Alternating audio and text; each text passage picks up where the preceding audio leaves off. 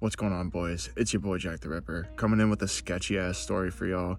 This is a story time about how me and my buddy Ash had Bud and a Bong in our car, and then a cop was talking to me as I was standing right next to my car. But without further ado, boys, let's get right into it. So, I was a junior in high school, and it was dead in the middle of winter, and I was smoking a little bit at this time, not too much crazily, just after school and stuff. And I go to hit up my one buddy Ash and see if he's trying to smoke. He says yeah, and sure enough, he pulls up after that. We get to talking, and I was telling him that I was trying to smoke somewhere else because I was kind of bored of just smoking at home all the time. Smoking in the basement all the time can get kind of boring, so we were trying to change up the environment. We both come to the conclusion that we should go over to this one reservoir and just go park and smoke there. I was like, bet, dude. I was like, what are we gonna smoke out of? He said, I got this cool little acrylic bong we can pick up. So we went to his place, got that, and then headed on over to the reservoir. When I said it was in the middle of winter, boys, it was literally snowing everywhere. The roads were quite slick, and the main roads weren't half bad, but when you got to this reservoir, they hadn't been plowed, so it was pretty bad back there. There was a good couple of inches on the road. We get over to this one spot, and the way it was set up was you could go basically in two lanes, either in the left or right, and these two lanes were like a good 30 feet away from each other.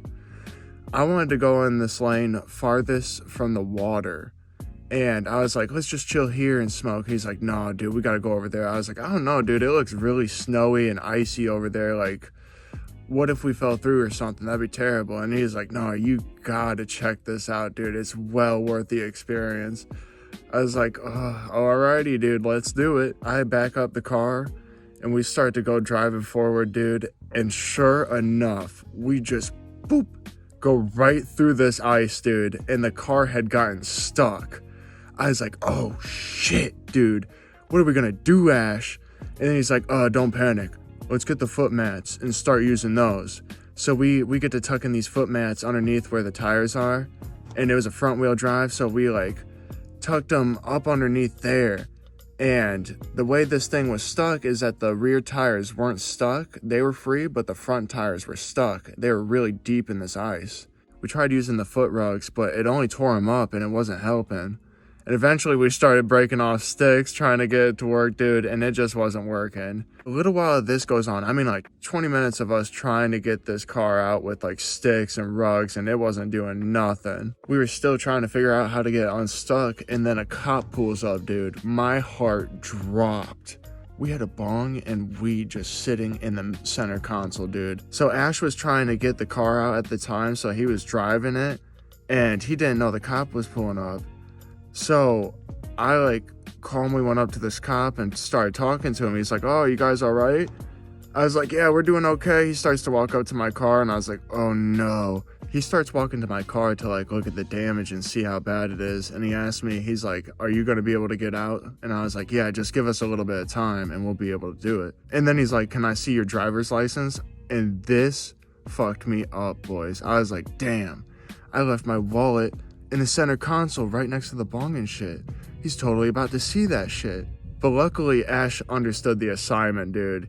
He knew what it was, and he discreetly grabs my wallet, and I kind of covered up the window with my body best I could, and then he hands me my wallet. I give it to the cop, and he's like, all right, be back to check on you guys if you don't get out. I was like, okay, sure. When I say we dodged a bullet, boys, god damn, this was close. It was reeking in my car too, dude. We didn't double bag the weed or nothing. So I had to resort to calling Craig, dude. I had to hit him up and be like, yo, dude, I for real need your help. He had this big ass F-350, dude. It was killer. And he gets there, he pulls up with his buddy that I knew, and we say what's up, and he pulls us out. Just like that, dude, in a snap. I was so relieved. I was like, thanks, dude. Now we can get the fuck out of here and just smoke at home. And he's like, for sure, anytime, bro. And it was probably one of the biggest homie moves ever. Thanks, Craig. If you watching this, you a real one. But yeah, I ended up dabbing up Craig up and saying thanks, and we went our separate ways. I go home, and Ash comes with me, and we end up smoking at my place. Man, this was supposed to be a chill smoke sesh, just going out and having fun, but dude, it was not that at all. We about got caught. It was fucked. But yeah, boys, Ash ended up going home after we smoked, and that was pretty much it for the rest of the night. I hope y'all enjoyed the video. This was a close one, boys. It was pretty sketchy. I mean, we could have almost got caught there, but luckily he didn't find out, and we ended up getting to smoke too. So it was a pretty dope day, no lie. You know, if you don't mind, might maybe hit that subby, that little subscribe button. I would love it very much so. It helps the channel grow, and it makes me create more content. So yeah, boys, I hope to catch y'all on the next one, and peace.